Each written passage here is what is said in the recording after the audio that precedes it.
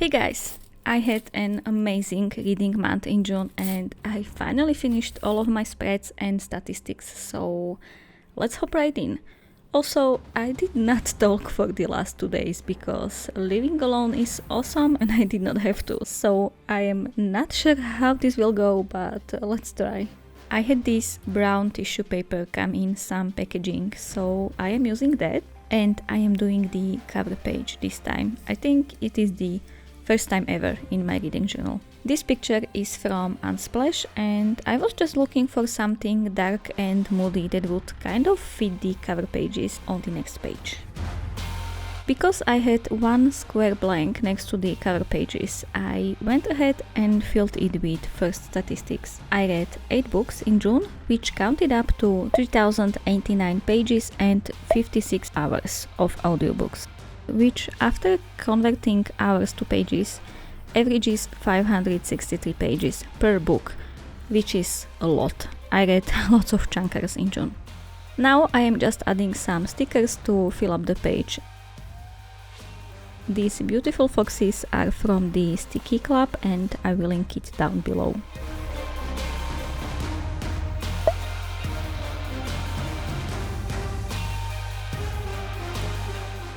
Let's do the statistics spread. If you're not interested in statistics, there will be timestamps, so you can just skip ahead.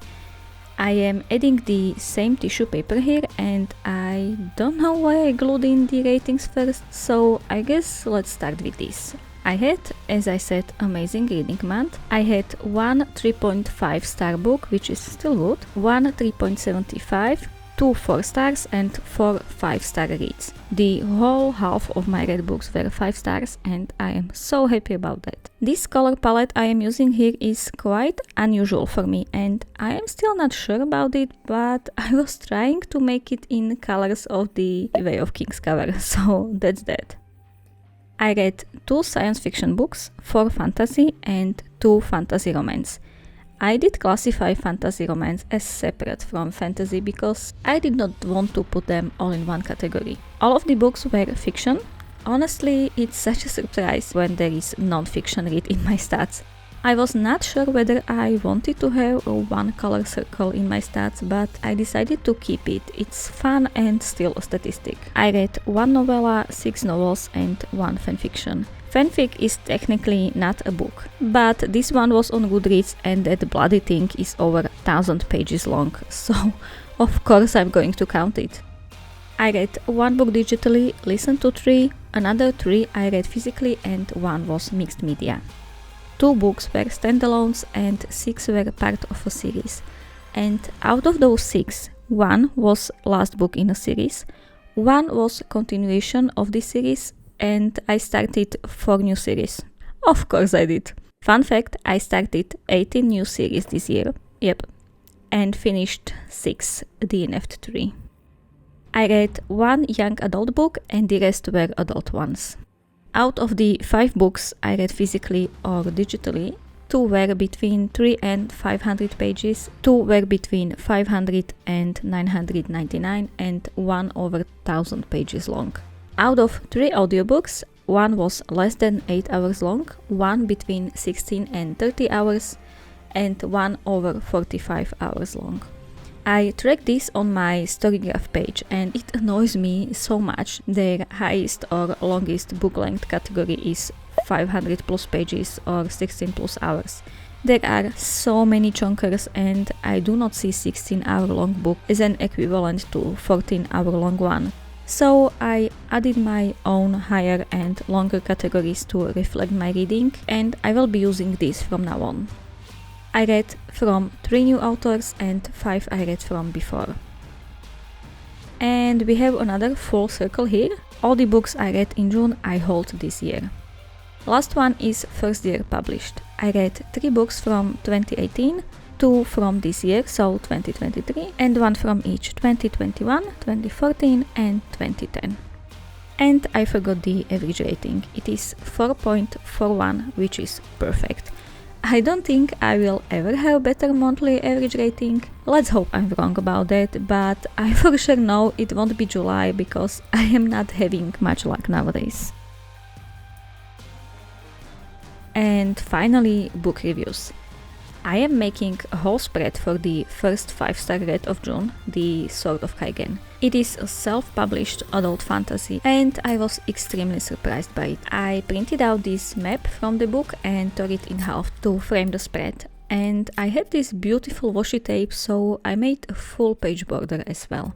As I can't say it better, the start of the synopsis goes as: high on the mountainside at the edge of the Kaigenese empire live the most powerful warriors in the world. Superhumans capable of raising the sea and wielding blades of ice. For hundreds of years, the fighters of the Kusanagi Peninsula have held the empire's enemies at bay, earning their frozen spit of land the name, the Sword of Kaigen. We follow a mother and her son and a few more characters, and we are getting to know all of them. We get to care about them, and then they are attacked. Their homeland is attacked and you want to protect them. You live through the attack with them. The character work is just amazing. Also, we get this epic battle scene that goes on for about 4 or so chapters, and I was just flipping through pages like crazy. It was so good. And when this all happens, we are still somewhere in the middle of the book and you're like, what now? Most of the books end with epic battle, but here, no. We get to experience the aftermath of the battle, the grief, loss, anger, desperation, the whole emotional impact of what had happened. I cried for like an hour while reading this book. I have to admit, this could have been 100 or so pages shorter because the ending dragged a bit, but still. It was an amazing read and I am upset this is standalone because I need there to be a sequel. There is a new book being published by ML Wang in July, and even though it is not from this world, I think I am definitely going to check it out. I loved the writing so much. I need to read more from this author. There is so much more I would love to talk about, but this video would never end, so I won't talk more about the Sword of Kaigen, but there are full reviews of all the books on my Goodreads and Storygraph if you'd be interested. Also, Merphy Napier made a fantastic spoiler-free review of this book. It is way better than I can do with my poor English skills, so it will be linked in the description. Next is The Way of Kings, another 5-star of course. Yes, I am finally diving into the Stormlight archive. I got through this book in 3 weeks, and what a ride that was. I was listening to the audiobook, which is 45 hours long, and I did not have a single dull moment with this one. Yes, I was not sure what was going on sometimes, but man, did I love the Kaladin story. Dalanar's and Shallan's too, maybe a little less, but I think their storylines will get way more interesting later. And the ending was incredible. I even audibly gasped a few times. And now one of my friends is reading it for the first time too, and I am so excited to see her reactions. So, another 5-star, another favorite, can't wait to get more of this world. Also guys, I absolutely hate how this page turned out, so let's not look at this anymore. Next is The Artificial Condition, the second book in the Murderboat Diaries. And while I did not like the first book, mostly because of the audiobook narration, I like this second novella way more than the first one. This is a science fiction where we are following a murderbot who is trying to figure out what happened in the past, where it supposedly went rogue and a bunch of people were killed, and it does not remember what exactly happened. It accidentally teams up with another bot, which quickly gets nicknamed as ART, as in Asshole Research Transport Vessel. And I love the banter between these two so much. They are robots, but they both have distinct personalities and give so much to the story. Rule of Wolves is the second book in the King of Scars duology, and while I like it more than the first book, the King of Scars duology remains to be my least favorite in the Grishaverse. It's been 3 or so weeks since I finished this one and I already can't remember what it was about.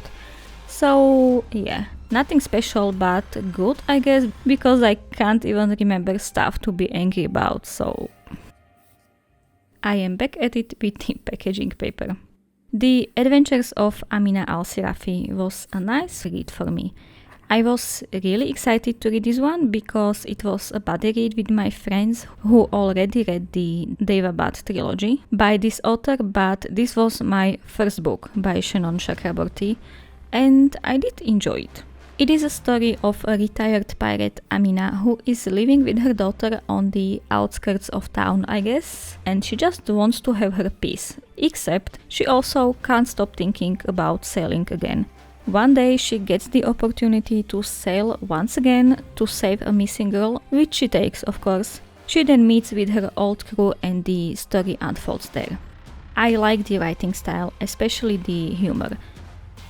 There is a heavy theme of legends versus reality, about how legends can't warp people's opinions or ideas of the past, and we are constantly hearing about how Amina is this bad-feared pirate, but it is not entirely true and she's kinda nice, well, for a pirate.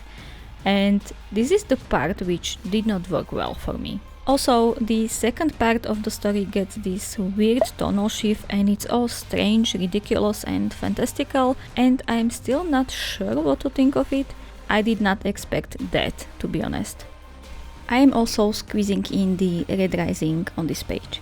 Red Rising is a first book in a well-loved Red Rising series, which is a sci-fi that has a bit of dystopian feel to it. We are following Darrow. He is a red in a color cast system where reds are at the bottom and are mining a substance called helium-3, I think, believing it is essential for escaping dying planet Earth. But stuff happens and Darrow finds out the planet has been terraformed already and for a very long time, and realizes that reds are actually being kept as slaves. So Darrow joins rebellion and infiltrates Golds, which are the highest caste, to, I guess, get revenge. I guess you already knew all of that because it is a popular series, but anyway. I really liked the premise of this book and was quite excited to read it, but it was not that enjoyable for me. There is a lot of drama and angst, which I love, but sometimes I got lost in the story and the writing was difficult. I had to reread paragraphs quite often to figure out what was author even trying to say. There are 6 books in this series already, and while I am not sure I would read all of them, I want to read the second one to see if I like it more. There are many people saying the second book is way better, so I am going to give it a chance. Next is, of course, the well-beloved and even more hated Fourth Wing. It has taken all the internet like a storm and I was not able to resist and picked this one up. I usually don't like overhyped books and am also good at avoiding reading them, but this one I just could not stay away. It is the perfect blend of Divergent, Hunger Games and How to Train Your Dragon. And because it has been talked about by everyone and everywhere, I won't be giving you the synopsis. This book has many issues, and I mean many, but let's start with positives. I love good war school setup. All the training and fighting and the lessons and all of that stuff. And when it is paired with high stakes like here, where the characters could basically die every day, either by failing at a task or being killed by other students, or they can just get sauteed by dragons themselves anytime. So yes, I liked it a lot. And while we are here, dragons. Oh, I love them so much. They were written very well, they were their own characters with their own motives, and I loved the banter between dragons and people so much. And the whole enemies to lovers trope, yes, I love that. I enjoyed the dynamics between Violet and Xaden quite a lot, but let's just say I have a soft spot for Liam. The pacing was so good I was not able to put this book down. I always wanted to know what happens next and after that. Negatives. Let's just start with the most annoying thing. The constant and unnecessary dick jokes on like every other page. Our main character is going to a life or death situation and we are throwing dick jokes around. It felt immature and annoying, and it was my most hated aspect of the writing. And if I was not so invested in the story, I would DNF it for sure because of this. there was not much of a world building, but honestly, I did not care anyway. Characters were not developed enough and quite one-dimensional. There needed to be more, and despite all of that, I still gave it 5 stars. I am sure you noticed the buzz about this book too, and I usually don't mind, but the amount of videos popping up just to ride the popularity train is... I guess the hour-long dissing videos are popular now and people want to get their views, but really? You like the book? Awesome. You hate it? Okay. Just let us who liked it have it. When there is a book I do not like, I try to talk about it as little as possible, but I guess I'm different. Fourth Wing is no masterpiece and I agree with almost everything that was said about it. But sometimes we need a stupid book to entertain us in our stupid day-to-day lives. So chill everyone. Rant over. Okay, let's do the last book finally. Manacled, I don't know, is a fanfiction where The Handmaid's Tale meets Harry Potter. I just could not read this one. I usually don't read fanfiction, but this was recommended by Isa from Fun Fantasy Books, and I was immediately hooked. We follow Draco and Hermione's relationship in an aftermath of the war, where Harry Potter is dead and Dark Lord enacts a repopulation effort. This whole thing was inspired by The Handmaid's Tale, of course, as the author said. Also, please don't look too closely on the pictures because you might get spoiled, but I just had to include this. The art is by Evendel and it is amazing. I will link their Instagram down below. So, this is dystopian dark romance full of angst, sorrow, depression, rage, emptiness, slow burn love, violence, pain, and I could go on and on if I knew more English words. I could not put this down. It left me empty, it left me in love, it left me unable to breathe. It is enemies to lovers, of course. I love good enemies to lovers. And the whole story is, I believe, from Hermione's perspective, and she obviously went through a lot, and let's just say lost lots of her memories. She's trying to figure all of that out while she is sent to Draco's mansion as his surrogate to breed children. Later on we get lots of flashbacks about how we got there, and it was done so nicely and it all came beautifully together at the end. Definitely check out trigger warnings because this thing is dark AF, but if you can handle that, oh man, it is worth the read. So worth the read. And this is it. This video is way longer than usually, but I just had a lot to say, I guess. Thank you so much for being here. Have an awesome day and see you next time. Bye.